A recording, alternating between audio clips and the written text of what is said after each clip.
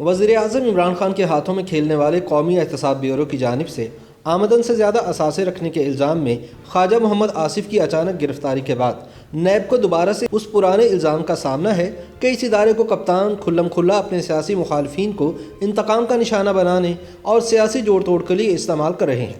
لہٰذا جب کسی مخصوص ٹارگٹ کے خلاف کوئی کرپشن کیس نہیں بن پاتا تو اس کو آمدن سے زائد اثاثوں کا کیس بنا کر گرفتار کر لیا جاتا ہے۔ نیب کے سینئر افسران اس قانون کو ایک ایسی کڑکی قرار دیتے ہیں جس میں بانی پاکستان قائد اعظم محمد علی جناح رحمۃ اللہ علیہ کو بھی پھنسا دیا جاتا تو وہ اپنی آمدن اور اثاثوں کا حساب دینے میں ناکام ہو جاتے۔ لہٰذا جب سن 1999 میں مشرف دور میں سیاسی انجینئرنگ کے لیے نیب کا ادارہ بنایا گیا تو یہ مبہم قانون بھی اس میں شامل کر دیا گیا، جسے آج دن تک سیاسی مخالفین کو ٹارگٹ کرنے کے لیے بڑی بے شرمی کے ساتھ استعمال کیا جا رہا ہے۔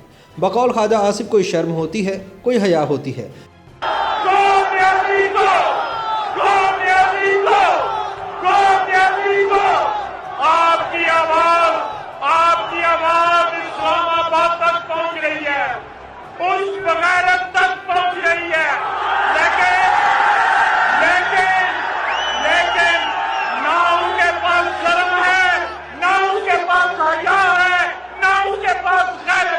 لیکن اب تو سپریم کورٹ بھی اپنے ایک فیصلے میں قرار دے چکی ہے کہ نیب سیاسی جوڑ توڑ کے لیے بنایا گیا ادارہ ہے۔ یہ بھی ایک تلخ حقیقت ہے کہ اس ادارے کی حراست میں 1 درجن سے زائد لوگ اپنی جانیں گنوا بیٹھے ہیں، اور 2 سینئر سرکاری افسران نے تو نیب حکام کی بدسلوکی سے تنگ آ کر سر میں گولی مار کر خودکشی بھی کر لی۔ لیکن یہ بھی ایک سچ ہے کہ قومی احتساب بیورو آج دن تک آمدن سے زائد اثاثوں کی کڑکی میں پھنسنے والے کسی بھی سیاستدان کے خلاف اپنا کیس ثابت نہیں کر سکا۔ نیب حکام کو بھی پتا ہوتا ہے کہ وہ اپنا کیس ثابت نہیں کر پائیں گے، لیکن یہ ایک ایسا قانون ہے جس کے تحت مطلوبہ ٹارگٹ کو لمبے عرصے تک ضمانت کے بغیر حراست میں رکھا جا سکتا ہے۔ بنیادی طور پر خواجہ آصف کی گرفتاری کا بھی یہی مقصد ہے کہ ان کو قید میں ڈال کر ایک گرینڈ نیشنل ڈائیلاگ کے لیے کی جانے والی ان کی سیاسی سرگرمیاں معطل کر دی جائیں۔ اس سے پہلے شہباز شریف کو بھی اسی وجہ سے نیب کی حراست میں دیا گیا تھا۔ یاد رہے کہ شہباز شریف اور خواجہ آصف دونوں کو نواز لیگ میں مفاہمتی بیانیے کا امین اور فوجی اسٹیبلشمنٹ کے قریب خیال کیا جاتا تھا، اور یہی 2 لوگ اب نیب کی حراست میں ہیں، جو کہ وزیر اعظم عمران خان کے اشاروں پر چلتی ہے۔ نیب کی طرف سے جاری ایک بیان میں کہا گیا ہے کہ خواجہ آصف کو آمدن سے زائد اثاثہ جات اور ان کے مبینہ کرپشن کے الزامات میں گرفتار کیا گیا ہے۔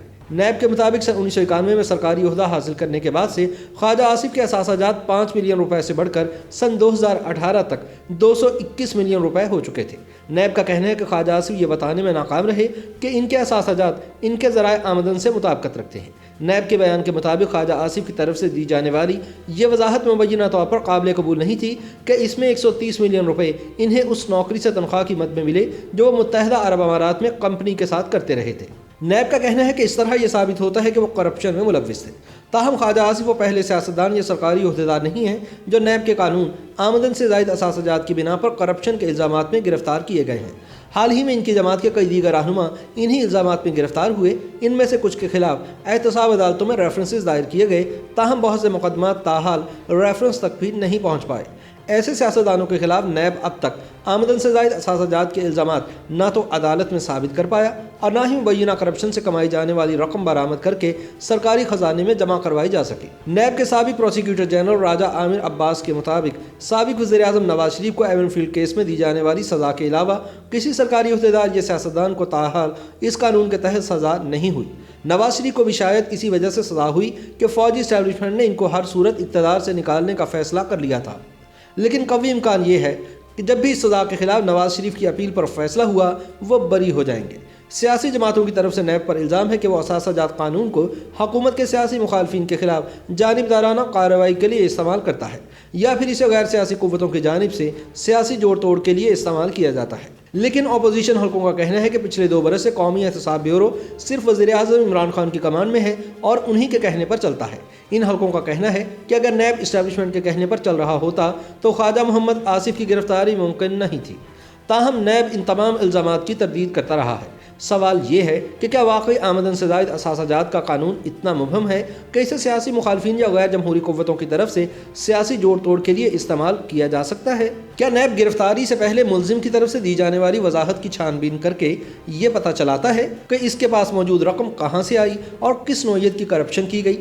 اگر ایسا نہیں تو کسی سرکاری عہدیدار کے پاس ایسی رقم کی موجودگی پر یہ مان لینا کیا درست ہوگا کہ وہ رقم اس نے لازماً کرپشن سے حاصل کی ہے؟ اس حوالے سے قانون کیا کہتا ہے؟ سوال یہ بھی ہے کہ ان الزامات کو عدالت میں ثابت کرنا کتنا آسان یا مشکل ہوتا ہے، اور ثابت کرنے سے پہلے ملزم کو گرفتار کیوں کر لیا جاتا ہے؟ ان تمام سوالوں کے جوابات جاننے سے پہلے آمدن سے زائد اثاثہ جات کے قانون پر نظر ڈالنا ضروری ہے۔ سابق پروسیکیوٹر جنرل نیب راجہ عامر عباس کے مطابق اس قانون کی گرفت میں کوئی بھی سرکاری عہدہ رکھنے والا شخص، اس کے بچے اور اس کے بے نامی اکاؤنٹس آتے ہیں۔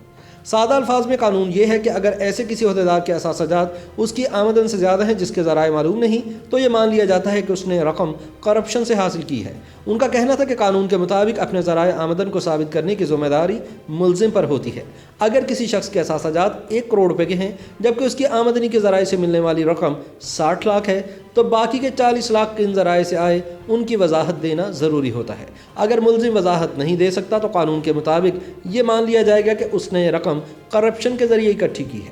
سابق اٹارنی جنرل عرفان قادر کا کہنا ہے کہ نیب کے قانون میں ذرائع آمدن کی وضاحت کے ساتھ ایک لفظ ڈالا گیا ہے، یعنی ریزنیبل یا موزوں وضاحت۔ اس کا مطلب یہ ہے کہ اگر ایک شخص کے اثاثے 1 کروڑ روپے ہیں لیکن ان میں سے 30 لاکھ روپے کے ذرائع معلوم نہیں اور ملزم تقریباً 28 سے 29 لاکھ روپے کی وضاحت دے دیتا ہے تو اسے ریزنیبل یعنی موزوں تصور کیا جائے گا۔ اگر یہ لفظ نہ ہو تو اگر وہ 10 روپے کی وضاحت بھی نہیں دے پائے گا تو بھی اسے وہی سزا ملے گی جو زیادہ سے زیادہ 14 سال قید اور 10 سال کے لیے کسی بھی سرکاری یا عوامی عہدے سے نااہلی ہے۔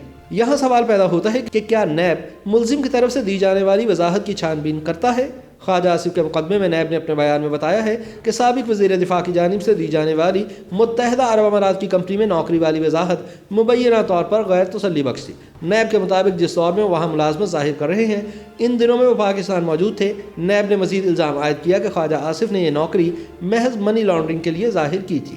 سابق اٹارنی جنرل اور نیب کے سابق پروسیکیوٹر جنرل عرفان قادر کے مطابق نیب کو عدالت میں اس کی وضاحت کرنا ہوگی، تاہم ان کا کہنا تھا کہ کیونکہ نیب کے قانون میں بارے ثبوت ملزم پر ہوتا ہے تو اس کے خلاف ریفرنس میں یہ نقطہ ڈال دیا جاتا ہے کہ اس کی وضاحت مبینہ طور پر غلط ہے اور پھر عدالت پر چھوڑ دیا جاتا ہے کہ وہ اس پر فیصلہ کرے۔ عدالت میں اس نقطے پر دونوں اطراف کے وکیل جوڑ توڑ میں لگے رہتے ہیں اور مقدمہ التوا میں چلا جاتا ہے۔ تو پھر سوال بنتا ہے کہ کیا ایسی صورت میں ملزم کو گرفتار کرنا آیا درست ہے؟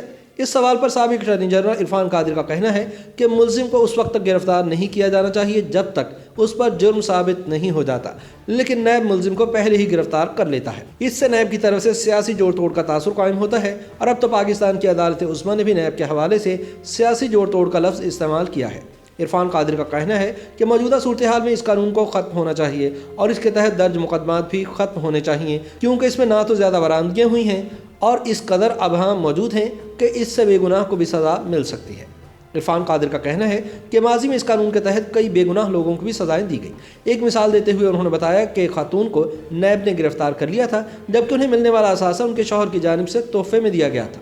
اب اگر آپ کو ایک چیز تحفے میں دی گئی ہے تو اس میں آپ کا قصور تو نہیں اور اس سے یہ ثابت نہیں ہوتا کہ آپ نے کرپشن کی ہے۔ اس خاتون کے والد میرے پاس آئے کہ نیب نے خاتون کو اور اس کے سرکاری افسر شوہر کو گرفتار کر لیا ہے اور ان کے چھوٹے چھوٹے بچے میرے پاس رہ گئے ہیں۔